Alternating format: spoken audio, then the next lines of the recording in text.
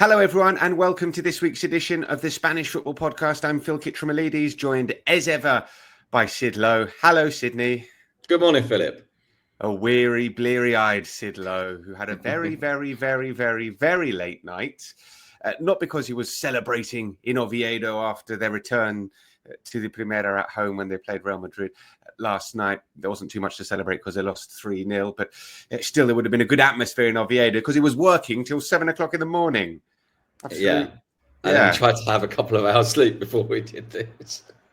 Yes. Last week we recorded at 6 in the morning because of all sorts of issues. This week Sid's gone one better, stayed up till 7 a.m. working and then done the pod a few hours later. Anyway, hopefully we'll be coherent enough for you guys to understand what we're on about when we talk about what happened on Matchday 2. Here are the Matchday results then. On Friday night, Betis got their first win of the season. They're playing for the next couple of seasons at the Estadio de la Cartuja in Seville by the Benito Villamarin. Gets done up. They beat Alaves by 1-0. Giovanni Lo Celso scoring the only goal of the game. He's going to be important for them while Isco is out injured. Then on Saturday, Mallorca and Celta drew 1-1. Atleti and Elche also drew 1-1 at the Metropolitano. More on that in just a second. And Barcelona came from 2-0 down at home to Levante. Away to Levante to win by 3-2. The winner coming in injury time, an own goal from a Lamine Yamal cross. And then on Sunday, Osasuna beat Valencia by 1-0. Ante Budimir scoring again with his head. First goal of the season for him. Last season, he scored 11 headed goals. Absolutely incredible. Now, Osasuna more headed goals than any other team. Ante Budimir with more headed goals than any other player. La Real were 2-0 down at home to Espanyol at half-time, but they came back with 2 goals in the second half. It finished 2-2. Villarreal absolutely spanked a very sorry-looking Girona side 5-0. They were 4-0 up at half-time. And then Real Madrid beat Oviedo 3-0 at the Estadio Carlos Tartiere yesterday. 2 games on Monday, Athletic Club against Rayo and Sevilla against Getafe. Now that the season's well underway, don't forget to join us over at patreon.com/TSFP. There's more content than ever. Patrons get the Monday and Friday podcast without any adverts. Plus, there's the Q&A pod and the bonus pod every week. There's the newsletter for every patron, the Discord access, the WhatsApp community. You can join us from just €4.75 a month. We started our new TSFP diary as well last week, so make sure you listen to the latest entry in that. Sydney, let's talk about last night then. Oviedo 0, Real Madrid 3. We'll talk about the game in just a moment, but tell us about the experience of being back at the Estadio Carlos Tartiere for the first La Liga game there since 2001. Yeah, and the last time they played a La Liga game there, it was also Real Madrid. As an example of how far, how long it's been, how far they've fallen. When they played Real Madrid in 2001, Real Madrid had Raul, Santi Solari, Steve McManaman, and Roberto Carlos playing for them. Those are the names that don't sound that long ago to me, but then that's because I'm an old man to most of our listeners. That will help to illustrate how long ago it was. And they have actually played Real Madrid since then, but it's been Real Madrid's C team. The last Real Madrid team to go to the Carlos Tartiere was Real Madrid C in the midst of the share issue in 2012 when it looked like Real Oviedo were going to go out of business. So yesterday was a huge occasion and a really special one. And it was a huge occasion that in a way didn't require them to win. It didn't matter that they lost 3-0. I mean, it did, obviously, but it didn't matter. And everybody around the ground before the game, talking to friends, talking to colleagues in the media as well, everyone's talking about this is something to be enjoyed. And with the hope being that Real Oviedo can go and compete. And I suppose you could argue that they competed in both halves in 2 very different ways, without ever looking like they were as good as Real Madrid, which is inevitable. But the atmosphere was fantastic. It was completely packed. The city was packed. There was blue everywhere. There was a real sense of this as being an affirmation, and an affirmation of the fact that Oviedo are here. It's not just about Oviedo being in the first division. It's about Oviedo being around at all. And in that sense, it was brilliant. All right, tell us a bit about the game then. You said Oviedo competed in different ways in both halves. Kylian Mbappe scoring really nicely taken goal to give Real Madrid a 1-0 halftime lead. Then he scored again. Then Vinicius, who came off the bench to score as well. We'll get into some of the issues of Real Madrid's starting 11 because there were some pretty big talking points there. But tell us how you thought Oviedo competed.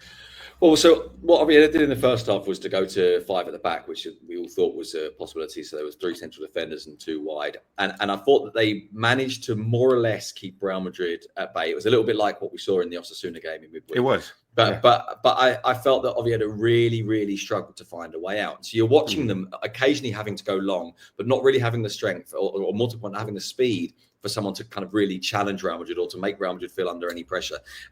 Solomon Rondon was bringing the ball down. I actually thought did a really good job in that particular role. But unless you've got people going beyond you, it's not going to happen. They had a chance after 7 seconds, Oviedo.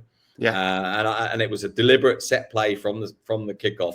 I actually thought Elias Scheider didn't dare to put his foot in when perhaps he should have done. Madrid, I thought, were pretty good with the ball. I thought they moved it quite well. I thought they were creating a couple. They created a couple of semi-good chances, but Oviedo more or less kept them at arm's length. But there was a sense to me of Oviedo being too deep, too under pressure, too much in a position where there just isn't a way out, and inevitably this can only end one way. But when it ended, they actually gave the ball away with a challenge in midfield, and it was the first time really that Oviedo got turned and Madrid scored. And I guess this is a bit like last week, and you know, it's a truism, but it's also a reality that idea that in the first division, the mistakes you made before in the second division that you sometimes got away with, you don't get away with, especially not against a team like Real Madrid. And so Oviedo, they were 1-0 down, and then the second half, they went to 4 at the back. They took the game to Real Madrid. They went for Real Madrid a little bit more. I wouldn't say it was all out attack by any means, but they went for Real Madrid a lot more. Paunovic, the coach, said that had always been the plan, to resist up to a point and then to expand and to add a winger in to take one of the central defenders out and to go for them. I suspect it probably happened a bit sooner than he was planning because they were trailing, and they did create chances. At half-time, just before the second half was about to start, we had one of these pitch-side interviews with David Costas, the centre-back of Real Oviedo. And he sounded like, and he looked like they'd just got an absolute bollocking from the manager, because he felt a little bit like, oh yeah, you know, we haven't really been in it. We haven't really done what we wanted to. We haven't really had the ball. Let's see. We're going to go to 4 at the back now. Let's see if we can do something a bit more in the second half. But it was interesting to see. He felt like someone who's, you know, you guys have been told off by the manager, because that wasn't necessarily the plan. Obviously, you could play with 5 at the back. Obviously, you sit deep. But I think the plan was to try and have the ball a little bit more, which didn't necessarily work. Let's talk about this Real Madrid starting 11 then, because it was very, very eye-catching when the team news dropped to me just after 8 o'clock. You see, Rodrigo is starting, Vinicius is on the bench, Mastuantono is starting, and Dani Carvajal starts ahead of Trent as well. Rudiger coming in back from suspension ahead of Militao as well. Loads of interesting points in that starting 11. The headline being obviously that Rodrigo starts ahead of Vinicius. What did you make of that? Well, I made of it at the risk of sounding conspiratorial, and I do try and avoid the conspiratorial side of things. At the risk of seeing this in political terms, in terms of the market, in terms of the pressure on both the manager and the players, I did see this as more than just about changing the structure of the team and about more than just changing the personnel. I did see it as a message to a Vinicius that still hasn't renewed a new contract with Real Madrid, and those contract negotiations not in a great place, to Rodrigo, who hasn't played until now, and although everyone is trying to say he's not on the market, absolutely is on the market.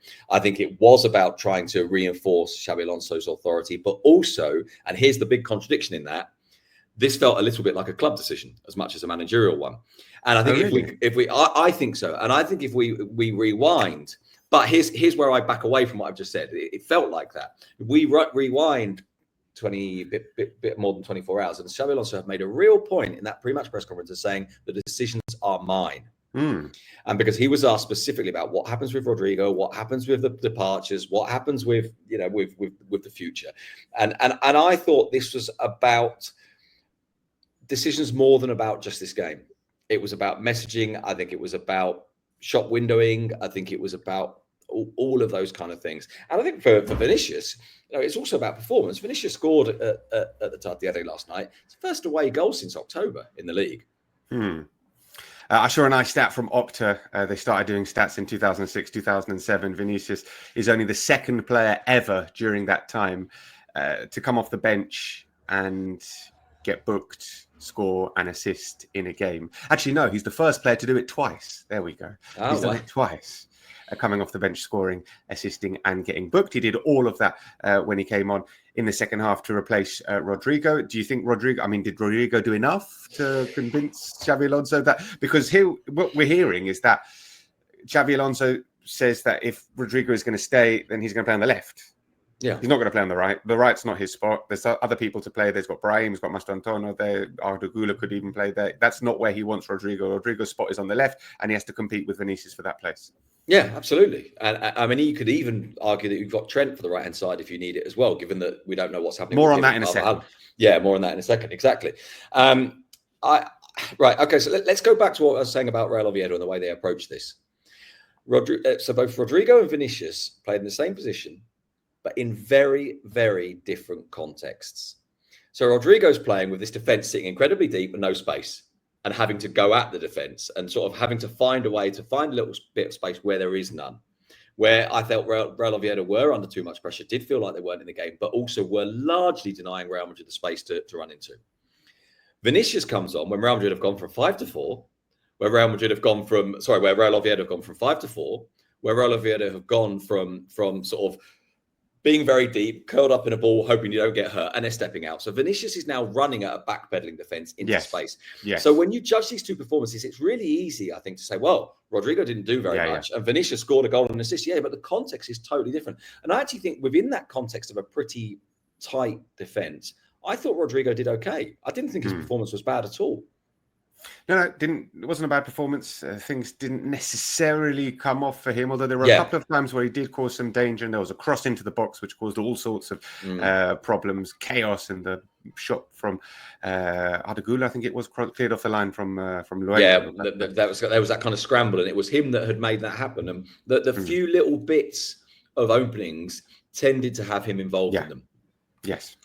Okay, I said we'd talk about Trent being on the bench because Dani Carvajal, you and I were discussing, do we think Dani Carvajal comes straight back into the starting 11? And we both thought, and Al as well, we were all saying, yeah, probably not, but not far off. Well, no, he came straight back into the starting 11, played almost the entire game. Trent got a couple of minutes at the end. And I mean, it does feel like Dani Carvajal is first choice, and Trent can maybe play some games if Carvajal needs a rest, if there's 3 games in a week, or if Carvajal gets injured, which does often happen with Dani Carvajal. But still, I mean, that seemed like quite a big statement.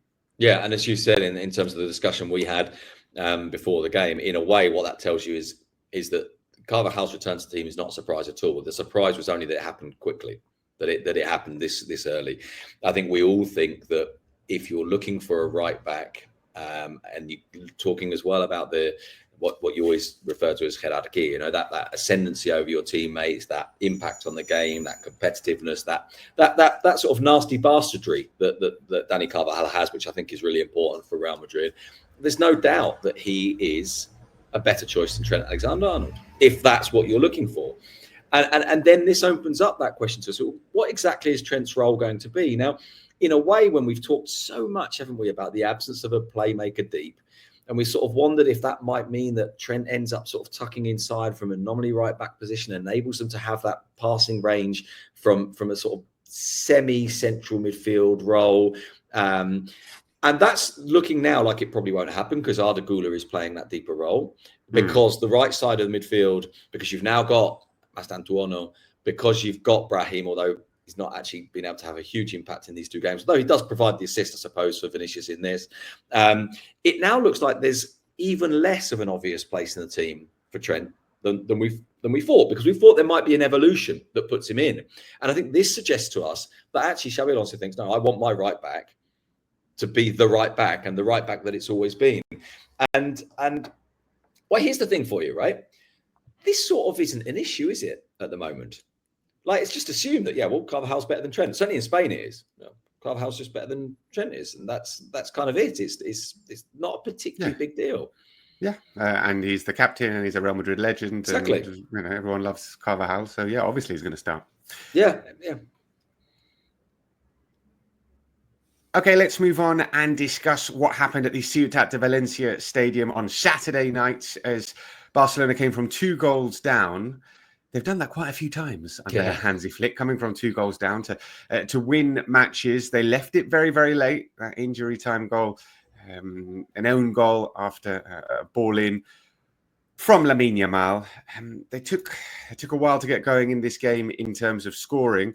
I thought Levante were very well set up in this first half, and are there worrying signs for Barcelona that the offside trap isn't quite working as well as it did last season, or it might take a little bit of more work this campaign, because Levante managed to break it a few times? Look, the short answer to that is yes, but I'm a bit reluctant to fall into the trap of saying yes and discovering that in a couple of weeks' time they've fine-tuned it a little bit and everything's working fine. I think one of the things that should be said in this is that Barcelona caught Levante offside quite a few times in this game. I haven't got the stats in front of me, but it was a relatively. I think it might have been 7, but it was relatively high. Of course, you only need to be caught. You only need to get it wrong once, and then everything is damaged. And I think this is part of the issue here. Is that the high line, in a way, there's a tendency for us to focus on that because it's so obvious, because it's so clearly in our face, and there is maybe a risk of overplaying it. But when you watch a game like this, you think to yourself, you can't overplay it, because this is the key, single most significant element of this game, certainly in terms of Barcelona's defensive vulnerability. Again, it might be oversimplistic, but I think both of us look at Barcelona and think the departure of Íñigo Martínez has a big part to play in this. He's the one that timed that line. He's the one that pulled other players through it. He's the one that got it stepping up at just the right time. I think that Flick, well, we saw this actually after the Inter Milan game last year when they got knocked out. Now, they didn't really get knocked out because of the high line, but they did concede goals that they felt like they shouldn't. And he talked about improving that defensive side of the game. Now, you can't just take a team apart and talk about it in individual atoms as if they're not connected, as if they're not part of the same context. That, this is the defense, this is a midfield, this is a forward line. And particularly with Barcelona, that high line implies the forward line pressing. It implies the midfield stepping in. It implies the other team not being able to release the pass. And so it's a collective whole. It's not just where is your back line. It's where is everything? How quickly do you put the pressure on? All those kind of things. But at the moment, that's not quite right. And the thing is, by nature, it's a risky approach. By nature, it only needs to be slightly wrong, to be very wrong. And it actually only needs to be slightly wrong perhaps once or twice in a game for you to pay for it. Now, Barca have so much quality going forward, and part of that quality is about the structure, and part of the things that they do very well are about the structure, and the risks they take, that, if you do that risk, the risk assessment, it's worthwhile. But of course, if you can come back and say, oh, it's fine, you scored 3 goals, you can't be in a position where you always need to.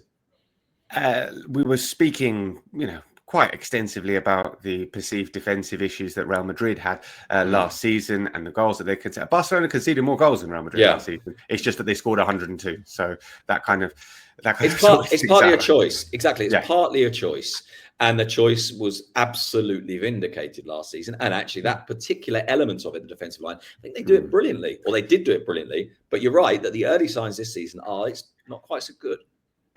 Listen, I think Barcelona deserve to win this game. I agree with you. That's true. It's worth not forgetting that. Yes. Yeah. They had 82% possession.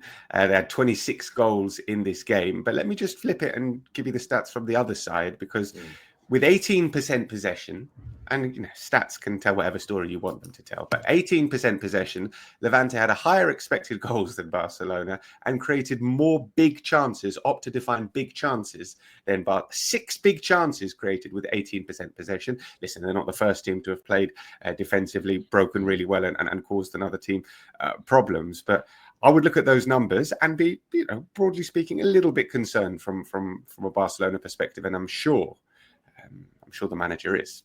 Yeah, absolutely, he will be. And as I say, there was the hint of that after the game in Milan last year, and I think that's probably still there. I mean, for what it's worth, I don't doubt for a minute that Hansi Flick was thinking, no, don't do this, when Íñigo Martínez said he wanted to go. Of course. You and I also reflected on the fact that somehow Barcelona were the only team, really, that we've seen to not manage to get any money out of a Saudi side. Everybody's getting loads of money from these Saudi teams, and somehow they managed to let an absolutely vital part of their team, Íñigo Martínez, go on a free for absolutely nothing. Yeah, they needed to get him off the wage bill, but still. Anyway, listen, some positive points for Barcelona from this game, not least the spirit and the prowess. Another comeback. Ferran Torres scoring again, second consecutive game scoring for the Shark. El Tiburon, nicely taken volley for his second goal of the season, scored 10 times last season. And it's funny that I wouldn't say the metamorphosis of Ferran Torres, but certainly it's been a massive change from his position within the squad 7-8 months ago, maybe, where we thought, what is Ferran Torres, where is he going to play? What is he doing? Is he useful at all? As a winger, he wasn't really getting any minutes. It wasn't really going to happen for him. He's become the central striking backup option to Robert Lewandowski, and he started the first 2 games of the season. I just think it's interesting what an important role he's got. His goals for minutes this calendar year, are better than Lewandowski. His goal for minutes has always been quite good throughout his career. He's been. In part, of course, that's a slightly false stat because, despite the fact that I've presented it, it's a slightly false stat in the sense that players who come on as subs, more often than they start, are going to have good figures if they get goals because they're going to be in periods of the game where the game is a bit broken, where chances are coming, where you're pushing forward. There isn't that feeling in period if you're a sub, like as there is for a player who starts and so on. So it's a slightly small stat, but it does speak to his efficiency. Albeit he missed a really clear chance this weekend with the one that he hit the bar with, and probably should have scored that. And there is sometimes that worry that he doesn't always take all of his chances, but actually that's probably true of most strikers. And I'd like to see the stats on this. I don't know if Opt to do stats of big chances missed. I'm not sure his would be that bad. And I think he's really useful. What it does is it asks a question about that centre forward position and about how you manage the potential. We don't know if it'll happen for sure, but we assume it will because of age, the potential decline and the potential removal from the team of Robert Lewandowski. Because I think when they signed Marcus Rashford, we thought, well, this is a guy who can play in theory in any of the front positions and possibly ends up being the centre forward because of Lewandowski. But actually what and this speaks to your point about the shift in the last 7 or 8 months. Actually, what we've seen from Ferran Torres in the last 7 or 8 months says, no, it won't be Rashford. It will be Ferran, at least for now. I haven't seen a statistic of big chances missed on an individual level, but what you can do is you can take the expected goals for an individual player and take them away from the actual goals that they've scored, and then you get an idea of how efficient they've been. And if you do that, last season, for example, Ayoze Perez way outscored his expected goals. He's plus 6.3. Oyan Sanset plus 5.3. Kylian Mbappe was plus 5 in terms of his goals minus his expected goals. Ferran was plus 2, so he outscored his expected goals. So perhaps he's a little bit more clinical than it looks. Than it looks. A quick word about Marc Casado, who started this game, hadn't started a game since the 16th of March, and it felt like a very pointed decision from Hansi Flick to start him. It was a good opportunity because Frenkie de Jong had been away for a couple of days, missed a couple of training sessions because his partner had given birth.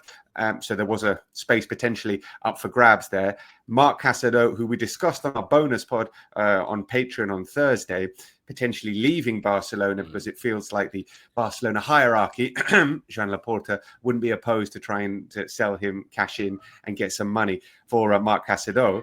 And Hansi Flick in the pre-match press conference was very clear, saying that that's not in my plan at all. He's a very useful player. I want him. And then he puts him in the starting 11.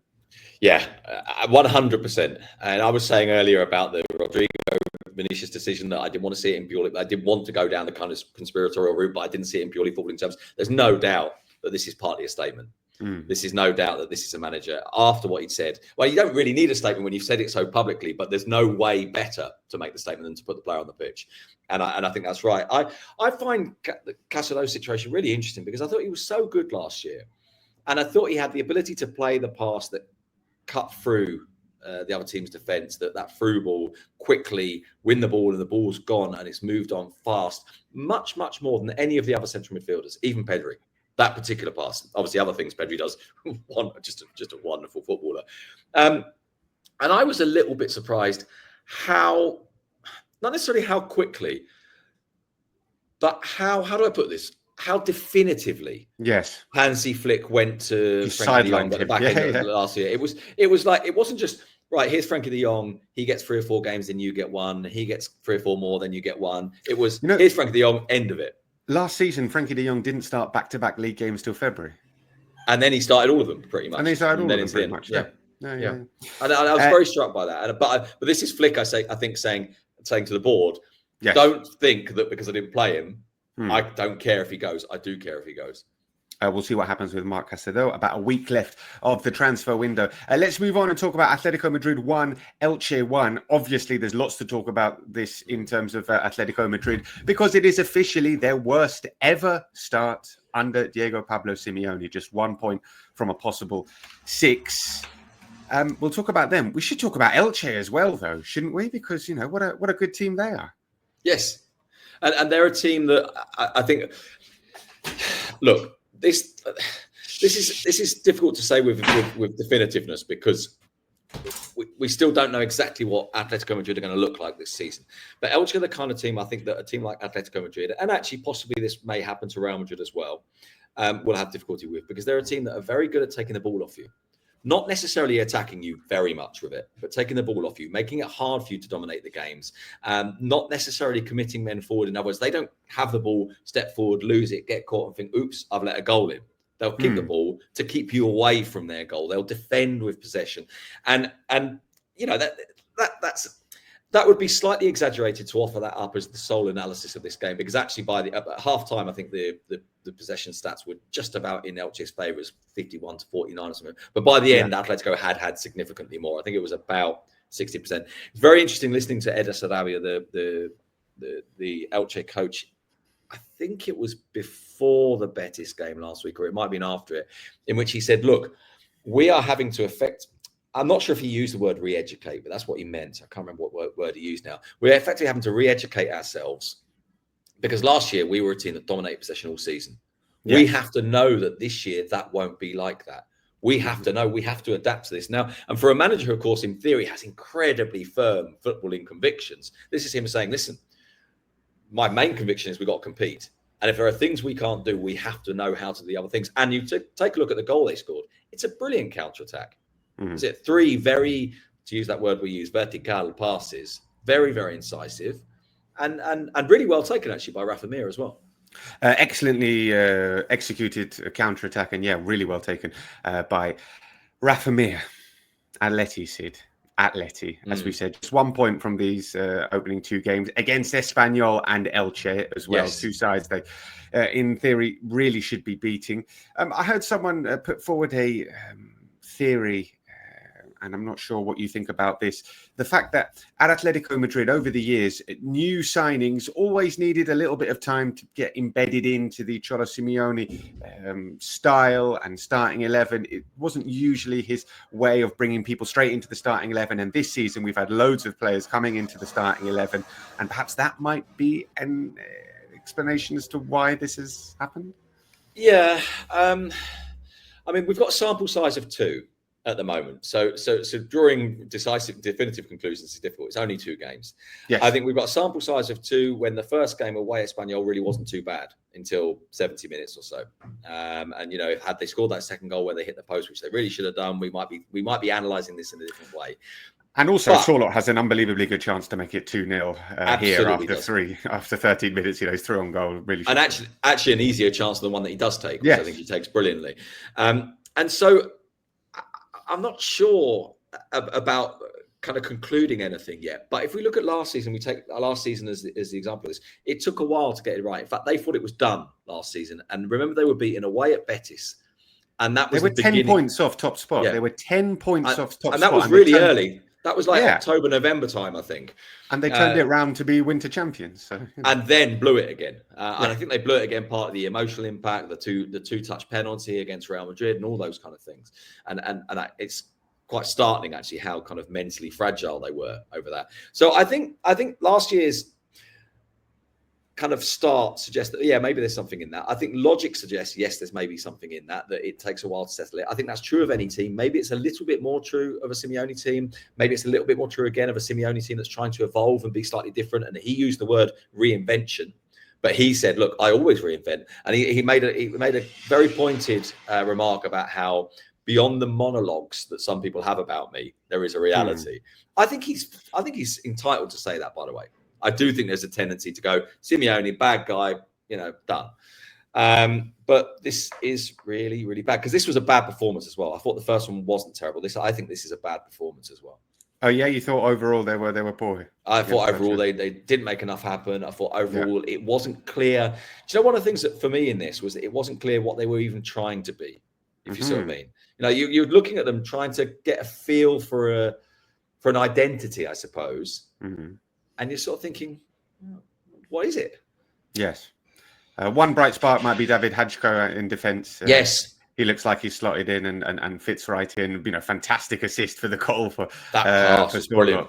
Oh, brilliant, lovely. And actually, you know, this again, you know, this speaks to this idea of Simeone as the guy that doesn't want to play football. But his better teams have been when he's had a defender who brings the ball out, who wants to play. And you think of, I mean, defensively he was vulnerable and quite suspect. But you think of the year they won the league and the role played by Mario Hermoso, who if he's not bringing the ball out from the left side of those three central defenders, they can't play the way they played that year.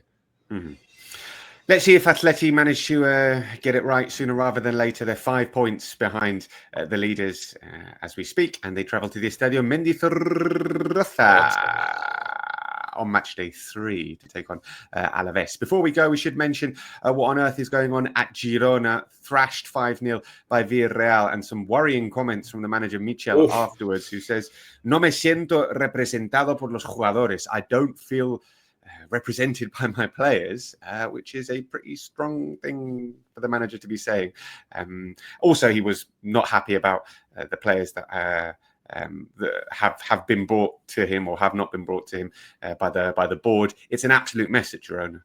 It really is. And when a manager starts saying things like that, I mean, I'm not saying that it's deliberate, but it feels like an invitation to be sacked. Because if you're saying I'm not represented by your players, you're saying I am not connecting with them or they're not listening to me. Well, what does a director of sport think when he hears that? He thinks, well, all right, then someone else can do the job.